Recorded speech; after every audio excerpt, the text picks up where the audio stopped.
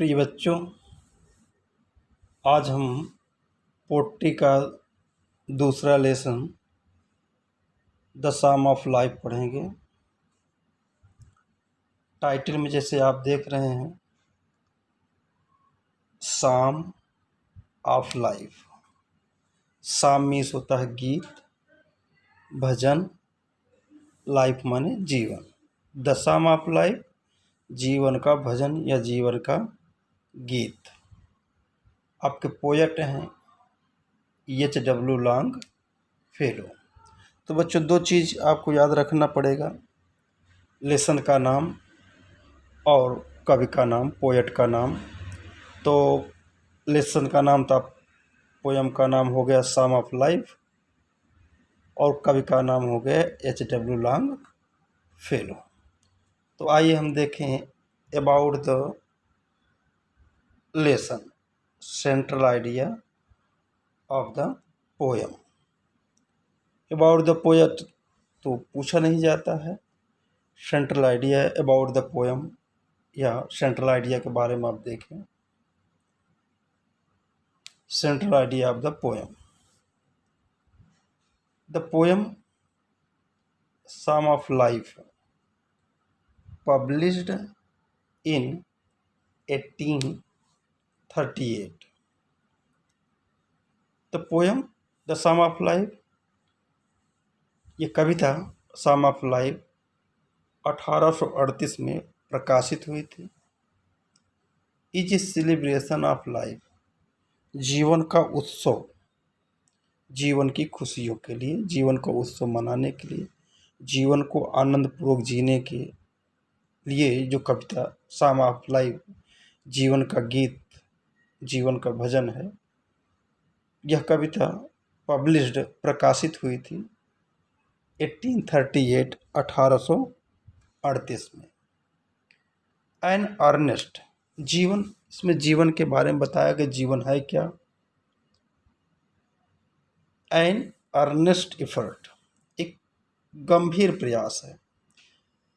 Ernest, Ernest means होता है serious, गंभीर, एफर्ट मीन्स होता है प्रयास। एन अर्नेस्ट एफर्ट, एक गंभीर प्रयास है। To see life in the right spiritual perspective. To see life in the right spiritual perspective, एक आध्यात्मिक, पर्सपेक्टिव माने परिक्षेत्र, स्पिरिचुअल माने आध्यात्मिक, आध्यात्म से। तो to see life in the right spiritual perspective, जीवन को एक आध्यात्म है, आध्यात्म के परिप्रेक्ष्य में कब जो है इसका वर्णन किया है।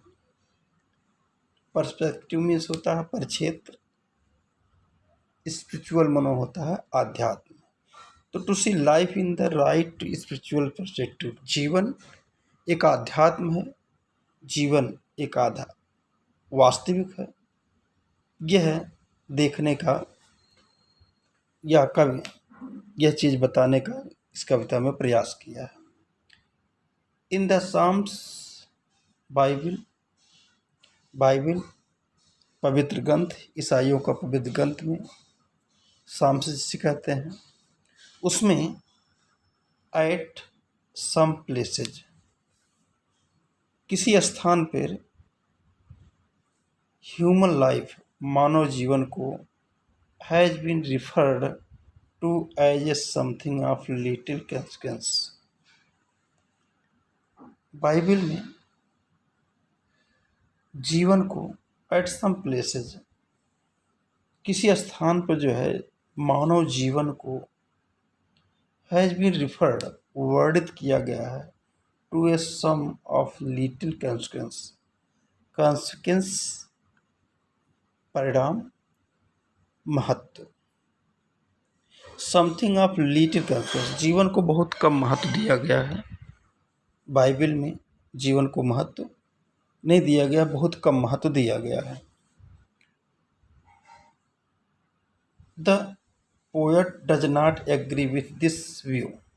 द पोएट, कवि जो था, डज नॉट एग्री, वह सहमत नहीं था, विथ दिस व्यू माने इस विचार से, यानी बाइबिल ईसाइयों के पवित्र ग्रंथ में जीवन के बारे में कहीं भी लिखा गया था कि जीवन को बहुत कम महत्वपूर्ण है, लेकिन कवि जो है इस विचार से सहमत नहीं था। जीवन को मूल्यवान मानता है, जीवन को महत्वपूर्ण मानता है। Of the psalmist, psalmist means होता है भजन लिखने वाला, भजन करता। यानी बाइबिल में जो उन्होंने लिखा है उनके विचारों से कवि जो है सहमत नहीं था। जीवन को बाइबिल में महत्व नहीं दिया गया है, लेकिन कवि के आधार पर जीवन एक मूल्यवान है, महत्वपूर्ण है। बच्चों, आप जब सेंट्रल आइडिया लिखेंगे तो सेंट्रल आइडिया यहीं से होगा, life is not an empty dream.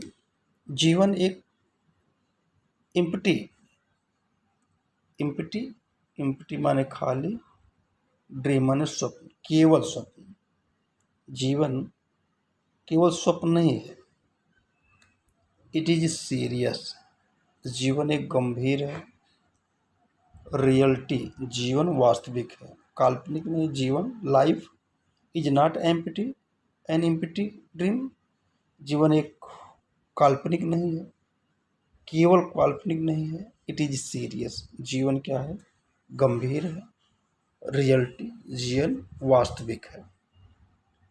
Death is not it's ultimate object for so. मृत्यु जो है is not it's ultimate object, अंतिम लक्ष्य नहीं है। ऑब्जेक्ट, ऑब्जेक्ट मीन्स यहाँ लक्ष्य, ऑब्जेक्ट मीन्स लक्ष्य, अल्टीमेट माने अंतिम। Death is not it's ultimate object, जीवन का लक्ष्य केवल मृत्यु नहीं है। फॉर सोल इज इमॉर्टल, क्योंकि आत्मा जो होती है इमॉर्टल, अमर। जीवन क्या है? अमर है, इमॉर्टल है। जीवन का अंतिम लक्ष्य मृत्यु को प्राप्त करना नहीं है। फॉर सोल इज इम्पॉर्टल, क्योंकि आत्मा जो होती है वो अजर अमर होती है, अमर है, अजर है। सो सारो और joy is not its preordained way और एम। सारो और जॉय, सुख अथवा दुख, सारो दुख, जॉय सुख। दुख सुख जो है इज नॉट प्री ऑर्डर, और प्री ऑर्डर मैंने पूर्व निर्धारित, प्री ऑर्डेंड पूर्व निर्धारित, वे और एम। यानी दुख अथवा सुख जो है जीवन में पहले से निर्धारित नहीं रहता। प्री ऑर्डेंड वे और ऑफ एम, यानी जीवन का, जीवन में जो है पहले से यह निर्धारित नहीं है। सारो और जॉय, जीवन को सुखी, जीवन में सुख अथवा दुख जो है इज नॉट इट्स प्री ऑर्डेंड, पहले से निर्धारित नहीं रहा है। या जीवन का अंतिम लक्ष्य, एम, एम माने लक्ष्य, अंतिम लक्ष्य सुख दुख भोगना नहीं है, कि सुख प्राप्त करना है कि दुख को प्राप्त करना है। आवर मेन ड्यूटी, हमारा जो मुख्य कर्तव्य है इन लाइफ, जीवन में, और मेन ड्यूटी इन लाइफ, जीवन में हमारा मुख्य कर्तव्य होता है इज टू वर्क हार्ड, हम कठिन परिश्रम करें, and progress day by day, और दिन प्रतिदिन हम जीवन को उन्नत की तरफ ले जाएं। यानी कवि के कहने का ये तात्पर्य है कि जीवन में पहले से सुख या दुख निर्धारित नहीं रहता है, पहले से जीवन का जो लक्ष्य निर्धारित नहीं रहता है। हम जो है, हमारा मुख्य कर्तव्य होता है कि हम कठिन परिश्रम करें और जीवन को दिन प्रतिदिन जो है उन्नति, विकसित की तरफ हम ले जाएं। इन this short and temporary camp of life, जीवन इन दिस शॉर्ट, संक्षिप्त एंड टेम्परेरी, क्षणिक, टेम्परेरी क्षणिक, कैंप ऑफ लाइफ, जीवन जो है ये संक्षिप्त है, छोटा है और अस्थायी है। जीवन जो है थोड़े समय के लिए है और अस्थायी है। तो in this short and temporary camp of life, we should face circumstance of life as a hero in this short, इस संक्षिप्त एंड टेम्परेरी अस्थायी कैंप ऑफ लाइफ, जीवन जीवन जो है टेम्परेरी अस्थायी है, इन द शॉर्ट और संक्षिप्त है।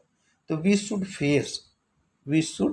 फेस हमें सामना करना चाहिए, सर्कमस्टेंस माने परिस्थिति, सर्कमस्टेंस परिस्थिति of life as a hero, वीरों की तरह, बहादुरों की तरह हमें जीवन की हर परिस्थिति को संघर्ष करना चाहिए। यानी जीवन में जो भी परिस्थिति हो उसको हमें बहादुरी के साथ जो है उसका सामना करना चाहिए। वी शुड फेस हमें सामना करना चाहिए।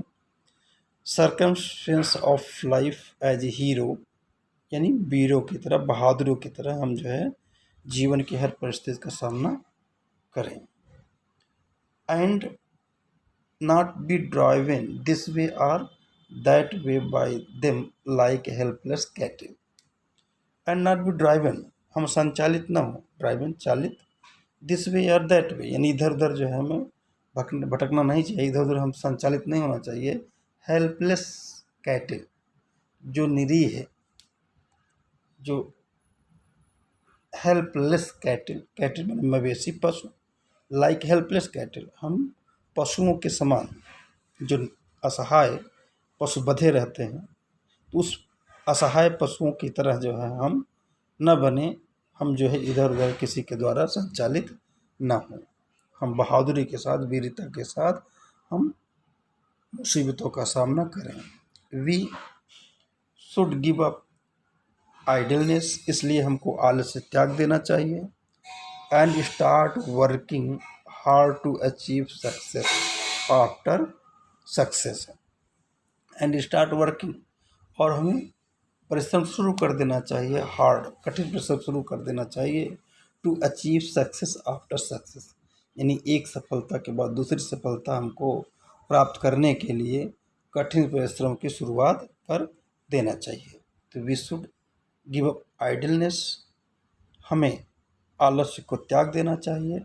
एंड स्टार्ट वर्किंग, और कठिन परिश्रम शुरू कर देना चाहिए सफलता दर सफलता को प्राप्त करने के लिए। We should learn to labour, हमें परिश्रम करना सीखना चाहिए।